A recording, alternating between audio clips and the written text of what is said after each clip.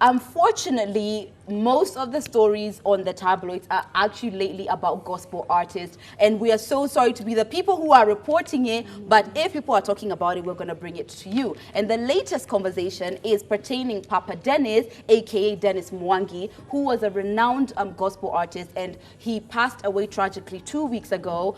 If you didn't know, he reportedly fell from a 7th floor building, and yeah, he passed away, and his funeral was yesterday in Kakamega County.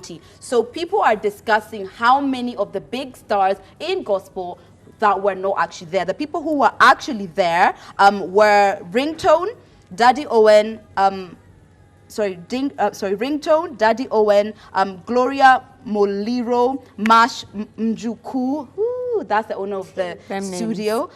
Is it Ringtone Apoko? That's his name, right? Anyway, yeah, those were the people who were attended, and people were saying that if the big artists, if the gospel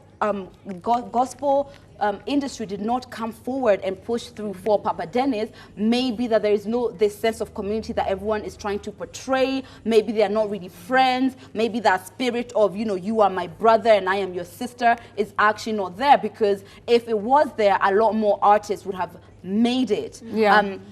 I don't know how I feel about using something like this to be like the topic of conversation. It's like, you can't have been friends then. Yeah. I don't know. I feel like this one, it's iffy. It's iffy. I see where they're coming from in terms of like, is the community there? Because we had Manolo yesterday, a gospel artist, and he was even talking about how there isn't that sense of community anymore, especially in the gospel industry. And it sucks, but it's not there, and he wants to create it, yada, yada, yada. But that's exactly how I feel now. Like, he was even like talking about how, like when these people are down and out, are you reaching out to them? Like, and I feel like our music industry is like so like to each their own. Like, I'm battling to be the best, to be #1 at the top, and I'm gonna make it by myself, and that's not how it should be. That is very true. I would also kind of say that I feel like if the entire sort of concept of gospel is supposed to be about bringing you closer to God, it's also sort of about uplifting you. And so I feel like this could have been a great opportunity for members of the gospel music industry, whether you knew him very closely or not, to step forward and be like, if the story is true and he did commit suicide and it was a mental health issue, it would have been nice to have people come out and be like, you guys, enough is enough.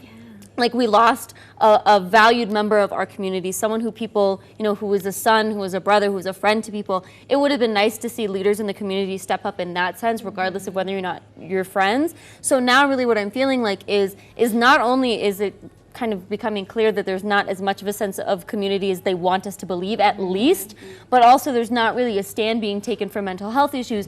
And moreover, people are using, and this isn't not necessarily uncommon, but people are kind of using his death as an opportunity to say something. Even the other day, Jaguar had something to say about it, but Jaguar didn't come to the funeral, or I'm sure there are plenty of people who said, posted to their page, I'm so sorry about this. It's the same way when the guy from Safaricom also passed away from cancer.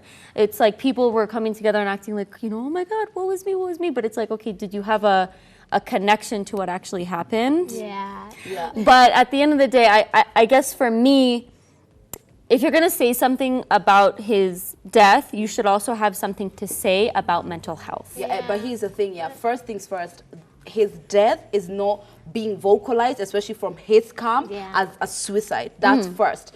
And the reason is, when you're taking it from like the biblical side of things, what the Bible says about suicide isn't something which people even are comfortable with, because what it says is that if you do commit suicide, you don't go to the good place, you don't go to the peaceful place. I was actually going to ask, here in Kenya, like, I know it's frowned upon, like, to commit suicide. It's illegal. It's illegal. It's illegal. Wow. It's illegal to commit suicide. But, like, is that why, like, maybe people didn't show up to the funeral? That is something which has happened Like, they're before. not in support of like, it. It's because, that people are like that. People aren't going to address this. We're either going to take the biblical side or the mental health side. And since this is the gospel industry, we're taking the biblical side. And when it comes to suicide, it's frowned upon. Even the way the funeral of somebody who's committed suicide is handled is completely different, and that's why that conversation is not in the forefront. First of all, I hope nobody is holding against me that I should attend any funeral of any TV host. You know, just because we post things on Instagram and I see people in events doesn't mean that we are friends to that degree. So it's true, you of course, but so I feel like maybe we are taking, that's too much pressure to put on people, and it was in Kakamega, not down the road. But what do you think? I think to sum it up, it also depends on how you feel about funerals. Do you think that they're very intimate and should be left alone to only the closest family or friends, or do you think they, especially for a public figure, would be more of an open invitation? Let us know what you feel on the WhatsApp number, get on the hashtag #EbruLet'sTalk, and the text tone 40920.